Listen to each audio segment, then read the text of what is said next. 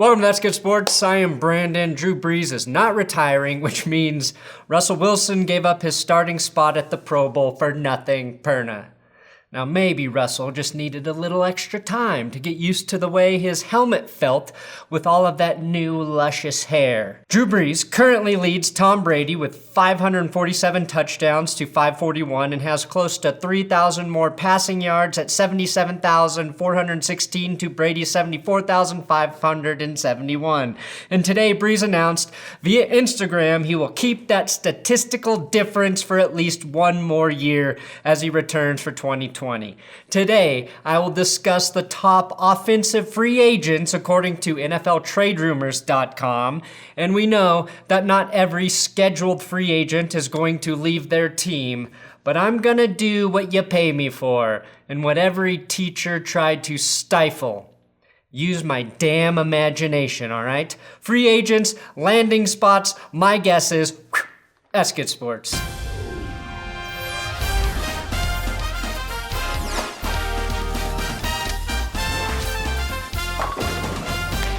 Look, there's really three things you can do right now. Subscribe, click the notification button, and like this video. If you don't do at least one of those three, I can't help what happens to you. I do have big dick Patreon shoutouts today for a bunch of new donors. Danny, Punani, Andrew and Keegan, Luis, Blake Callahan, Caesar Maldonado, Mitchell Weskovich, Wolfie with a big $35 donation. Holy shit. Travis Jolly, Andrew Gonzalez, Seth Osterwald. I give you $666 a year. That's a lie. You pledged $555. Mike Kaiser and Tony Cruz. You can support this channel, patreon.com/thatsgoodsports. We do a monthly Patreon only video there just for patrons. And Will Keys and I do a Patreon only podcast from time to time as well. Now, free agency can be dominated by teams who have money, and the teams with the most cap space heading into the 2020 offseason are the Dolphins, Colts, Buccaneers, Bills, and Dallas Cowboys. Now, Dallas has to sign or tag Dak Prescott and sign Amari Cooper if they desire, so that should immediately drop them out of that list. But financially speaking, any of those teams could dominate the open market by spending big. The craziest part of this free agency list that I'm about to discuss is that Cam Newton is not on it because he is not a free agent, but it seems far more likely he will be in a different uniform in 2020 than, say, Drew Brees, Ryan Tannehill, or hell, even Tom Brady.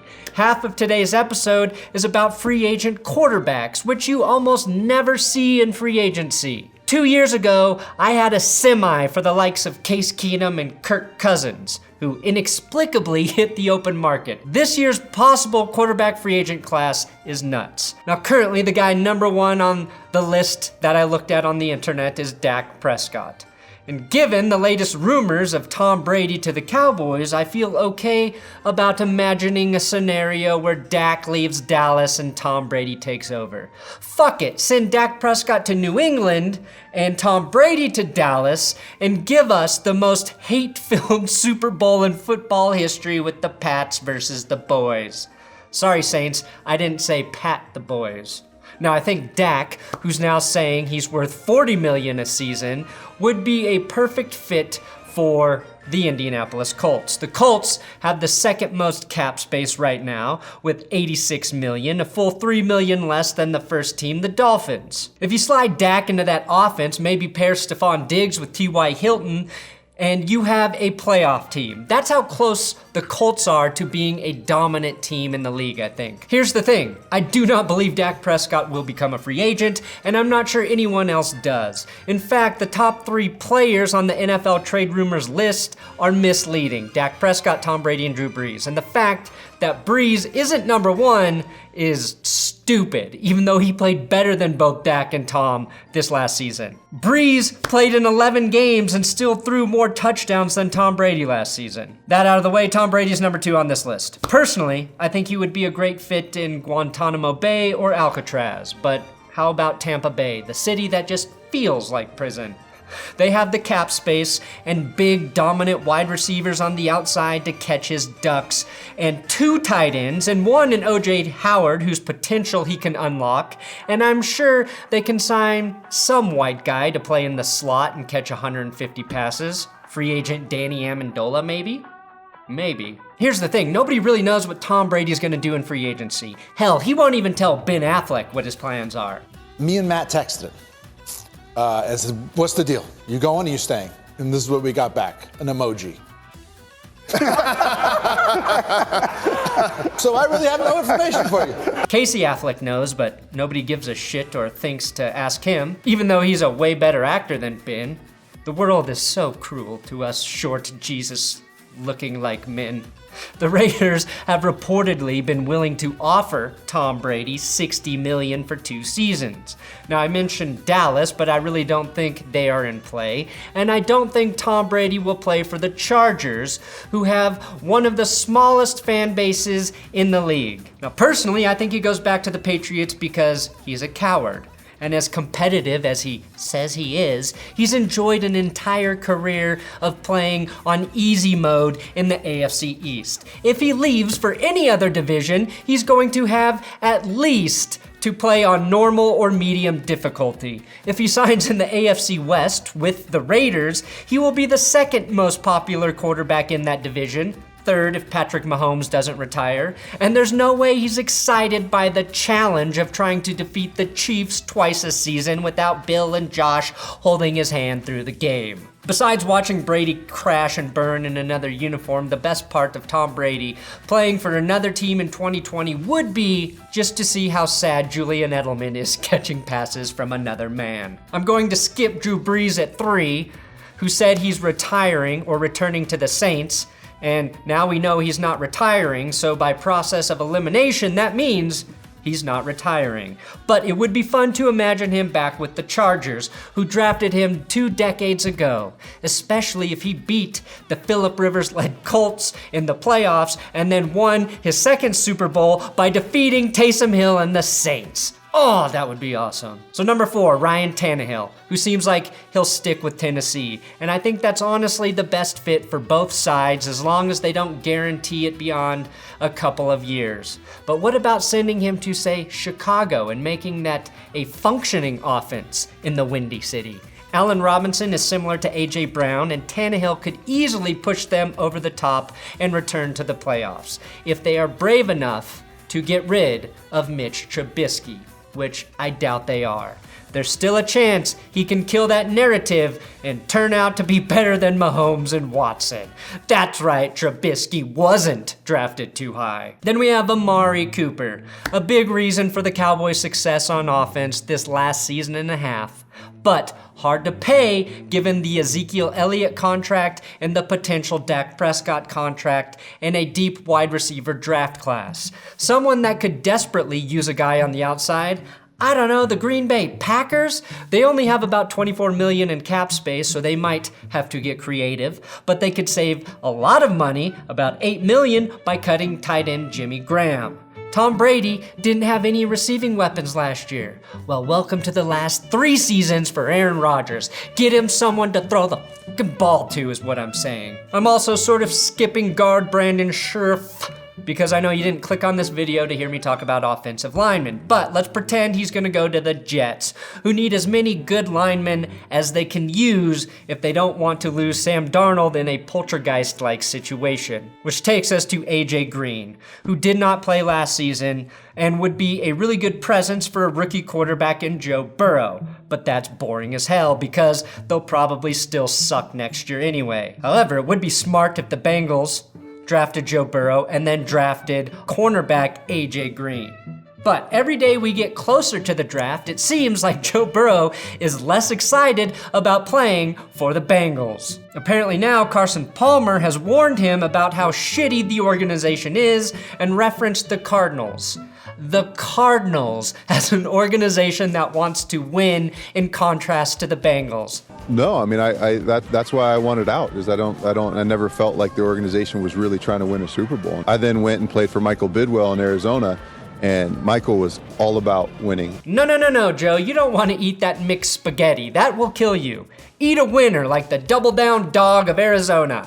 It's a hot dog between chicken buns. That's how you know they care about winning. That's a weird analogy. Anyway, I want to put AJ Green over with the Buffalo Bills because although they have two good options in John Brown and Cole Beasley, I want Josh Allen to have a bigger target to make him look less wildly inaccurate than he already is. Sorry, Bills fans. Josh did improve, but he has a long way to go. Maybe they just add the speedy Robbie Anderson and become the low-rent Chiefs of 2020. Then we have my favorite free agent, Derrick Henry, the NFL's rushing leader and slayer of giants. Now, it's probably never a good idea to pay running backs big second contracts, but thinking about his battering ram of a body on the Steelers feels right.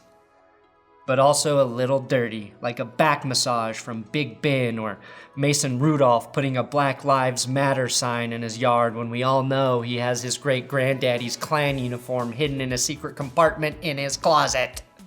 Sorry, I did just binge Watchmen on HBO. Now, a better value back in this free agency group is Melvin Gordon. Like Phillip Rivers, he's getting the hell out of Long Beach or Corona or Disneyland, wherever the fuck the Chargers are. Like Le'Veon Bell, Gordon proved taking too much time off as a running back really isn't a good thing. Gordon isn't as good as Derrick Henry, but is also 26 years old and could be very productive with the right team at a far cheaper price. Which takes us to our first and only tight end on the list, Hunter Henry. And this is devastating, but he'd be a perfect Patriot, who sorely missed Gronk in their passing and blocking game last year. Knowing them, they'll probably find a way to get Austin Hooper as well. Henry and Hooper, the less fun and less murdery version of Gronk and Aaron Hernandez. It's like going from watching South Park to SpongeBob. Both great, but in very different ways. Finally, planting his seed at number 10 is the one and only Big Daddy Rivers. It doesn't feel right envisioning Phil without a lightning bolt on his helmet, which was, of course, a symbol for the speed at which his semen travels. But for the sake of fun, let's put Rivers on the Panthers in the state where he went to college. I would probably see him going to the Bucs, but I think Christian McCaffrey could break Michael Thomas's reception record from last year with old check down Rivers shot-putting him the ball. Phillip Rivers.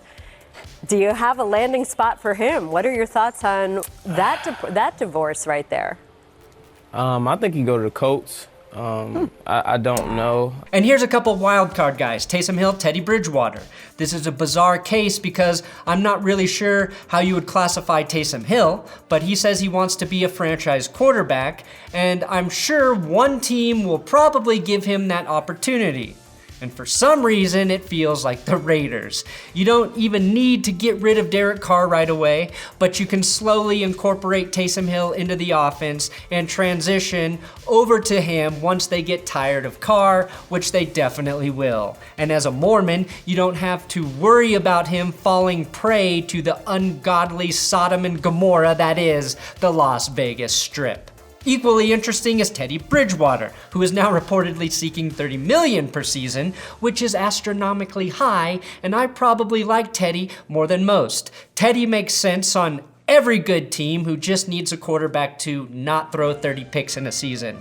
If you're a free agent quarterback, I really don't know why Tampa Bay wouldn't be your number one destination.